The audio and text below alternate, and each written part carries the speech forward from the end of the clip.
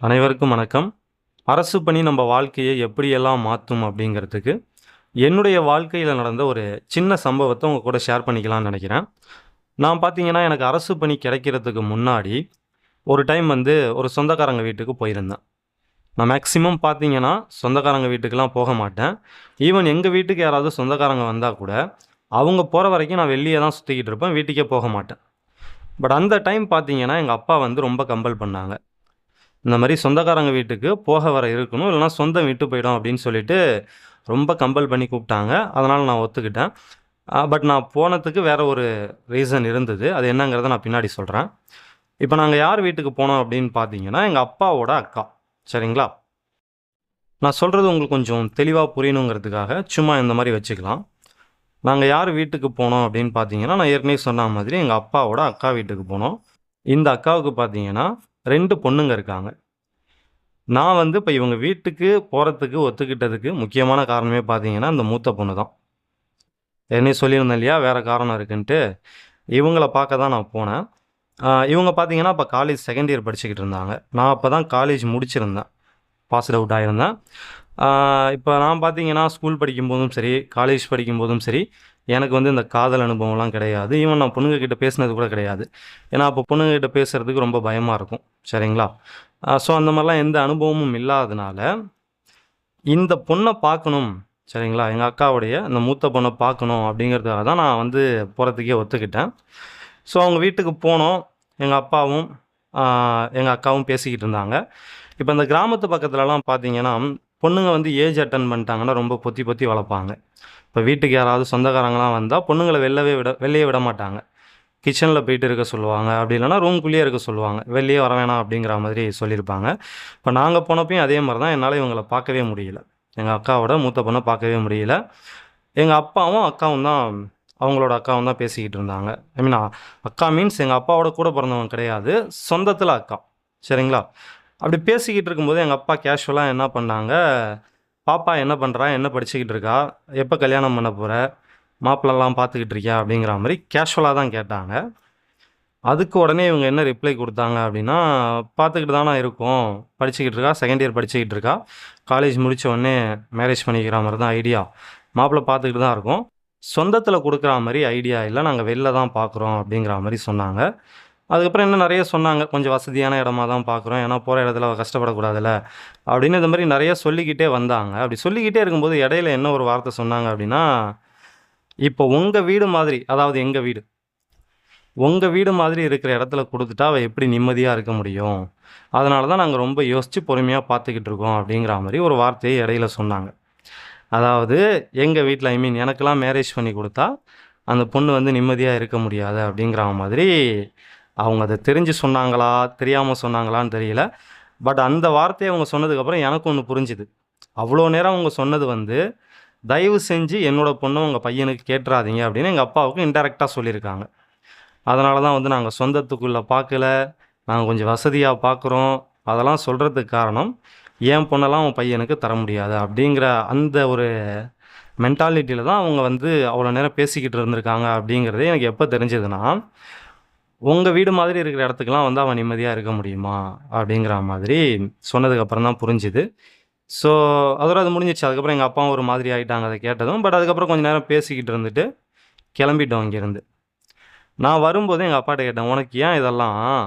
போனேன்னா நார்மலா வேற ஏதாவது பேச வேண்டியது தானே. ஏன் கல்யாணத்த பத்திலாம் பேசுற?" அப்படிங்கிற மாரி கேட்டேன். "இல்லடா நான் கேஷுவலா தான் கேட்டேன். அவங்க இந்த மாரிலாம் பேசுவாங்கன்னு எனக்கு என்ன தெரியும்?" அப்படின்னு சொல்லிட்டு, அது அப்படியே முடிஞ்சிருச்சு. அதுக்கப்புறம் பார்த்தீங்கன்னா, ஒரு 2, 3 வருஷம் இருக்கும்னு நெனைக்கிறேன். ஒரு 3 வருஷத்துக்கு அப்புறம் எங்க அப்பா வந்து ஒரு மேரேஜுக்கு போயிருந்தாங்க. நான் போகல. எங்க அப்பா மட்டும் தான் போயிருந்தாங்க. அந்த மேரேஜ்க்கு அதே அக்காவும் வந்திருந்தாங்க. ஸோ அங்க பார்த்தீங்கன்னா, திரும்ப 2 பேரும் பேசிக்கிட்டு இருக்கும்போது, அப்ப கல்யாண பேச்சு வந்திருக்கு. அப்ப இவங்க தான் ஸ்டார்ட் பண்ணியிருக்காங்க. கல்யாண பேச்ச இந்த அக்கா தான் ஸ்டார்ட் பண்ணாங்க. ஐ மீன் எங்க அப்பாவோட அக்கா தான் ஸ்டார்ட் பண்ணியிருக்காங்க. அவங்க என்ன பண்ணியிருக்காங்க, தம்பி தான் வேலைக்கெல்லாம் போயிடுச்சுல்ல, அப்ப பார்த்தீங்கன்னா, நான் குரூப் 2ஏ கிளியர் பண்ணிட்டேன். குரூப் 2ஏ கிளியர் பண்ணி, குரூப் 2ஏ போஸ்ட்ல இருந்தேன்.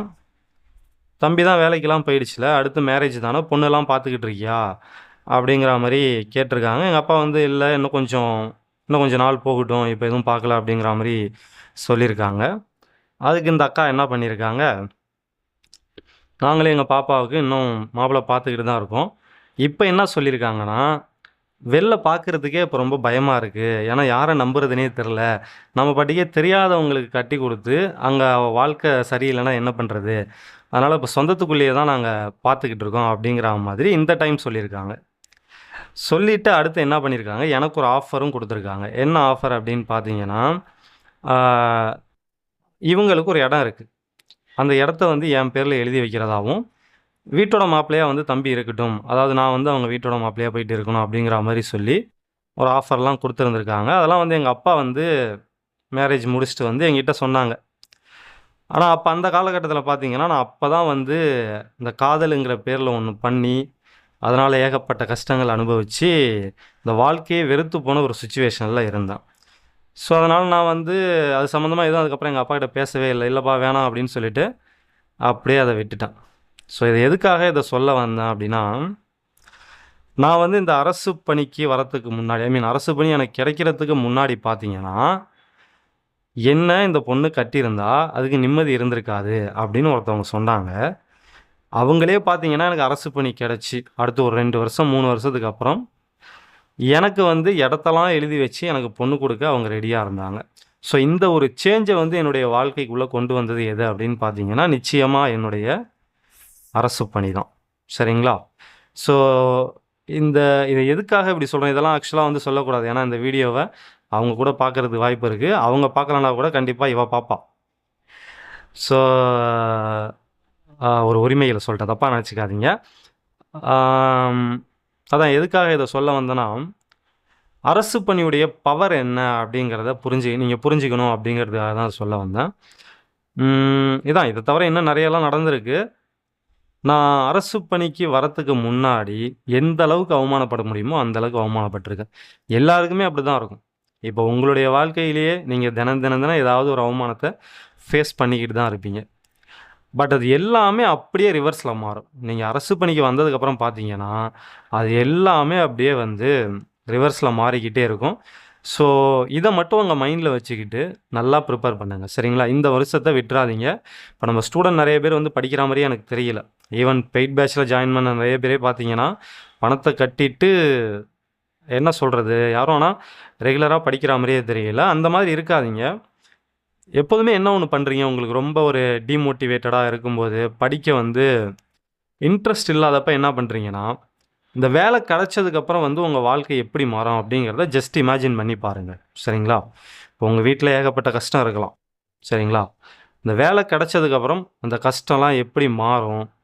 உங்களுடைய வாழ்க்கை முறை எப்படிலாம் சேஞ்ச் ஆகும்? இப்போ உதாரணத்துக்கு உங்க அப்பா, அம்மாவ உங்களால நல்லா பார்த்துக்க முடியாத ஒரு சிச்சுவேஷன் இருக்கலாம். வேலை கிடைச்சதுக்கப்புறம் அவங்கள வந்து உங்களால எப்படிலாம் பார்த்துக்க முடியும் அப்படிங்கிறத இமேஜின் பண்ணுங்க. அதே மாதிரி வேலை இல்லங்கிற ஒரே காரணத்துக்காக நீங்களுமே சொந்தக்காரங்க வீட்டுக்கெல்லாம் போகாம இருக்கலாம். ஒரு கல்யாணத்துக்கு போகாம இருக்கலாம். எந்த நல்லது கெட்டதுக்கும் போகாம நீங்க அவாய்ட் பண்ணிட்டு கூட இருக்கலாம். ஸோ, இதெல்லாம் வந்து வேலை கிடைச்சதுக்கப்புறம் எப்படி மாறும்? அதுக்கப்புறம் நீங்க எப்படி கெத்தா அந்த இடத்துக்கு போகலாம்? அ அப்படிங்கிறதெல்லாம் கொஞ்சம் இந்த மாரி நீங்க ஜஸ்ட் வந்து அத இமேஜின் பண்ணுங்க. ஒரு ஒரு படம் பார்க்குறா மாரி அப்படியே உங்க மைண்ட்ல வந்து அதெல்லாம் வந்து போகணும். சரிங்களா? ஸோ, இந்த மாதிரி இமேஜின் பண்ணீங்கனாலே உங்களுக்கு வந்து ஒரு என்ன சொல்றது? படிக்கிறதுக்கு இன்ட்ரெஸ்ட் வரும். அது ஒரு உத்வேகத்த குடுக்கும். சரிங்களா? நான் வந்து அத தான் ஃபாலோ பண்ணேன் படிக்கும்போது. ஸோ, இதே மாதிரி நீங்களும் அரசு பணிக்கு போனதுக்கப்புறம் உங்களுடைய வாழ்க்கையிலும் எக்கச்சக்கமான மேஜிக் கண்டிப்பா நடக்கும். ஸோ, முடிச்சுக்கலாம்.